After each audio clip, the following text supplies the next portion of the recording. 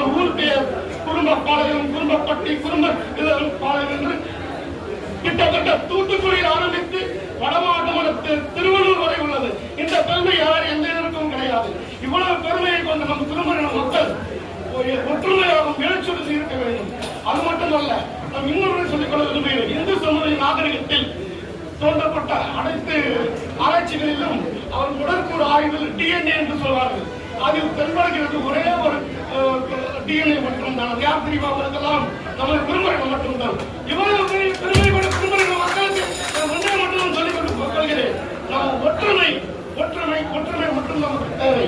இன்று நடைபெற்றுக் கொண்டிருக்கும் இந்த மாபெரும் சபையில் நாம் இன்று இந்த குடும்ப தொண்டர் முன்னேற்ற சங்கம் தமிழ்நாடு முழுக்கவும் ஒரே தலைமைக்கு ஒரே இது ஒவ்வொரு மாவட்டம் வருடம் நமது குழந்தைகளுக்காக நாம் அதை நடத்த வேண்டும் என்று கேட்டுக்கொள்கிறேன்.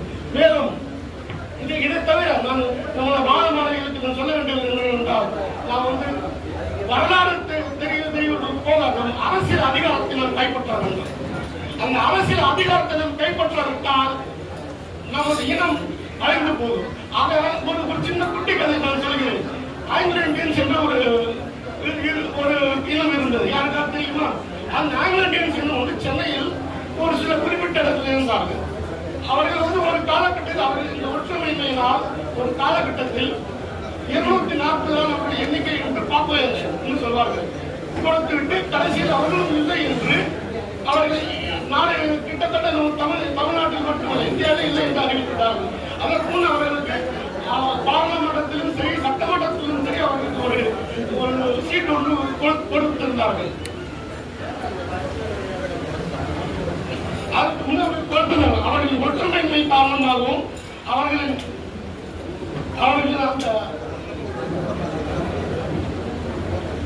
அந்த ஒற்றுமையின்மை காரணமாகவும் மேலும் அவர்கள் அந்த ஒரு அமைப்பின் மூலமாக வலுவான அரசியல் அதிகாரத்தை கைப்பற்றாததால் அந்த இனமே இன்று ஆங்கிலோ இந்தியன்ஸ் இனமே இல்லை என்று ஆகிவிட்டது. சட்டமன்றத்திலும் சரி பாராளுமன்றத்திலும் சரி அந்த ஒரு நிலைமை நம் குடும்ப மக்களுக்கு வரக்கூடாது. நாம் ஒற்றுமையுடன் சேர்ந்த அரசியல் அதிகாரத்தை கைப்பற்ற வேண்டும். மேலும் இங்கு உட்கார்ந்திருக்கும் சபையில் எனக்கு மிகப்பெரிய சந்தோஷம் என்னவென்றால், இங்க இருக்கும் மாணவிகள் தான். இவ்வளவு மாணவிகள் இவ்வளவு பெருசாக ஒவ்வொரு பெண்ணும், அதாவது பெண் என்பது ஒரு வீட்டின் சக்தி என்று எல்லாருக்கும் தெரியும். அதாவது அவர்தான் மகாசக்தி.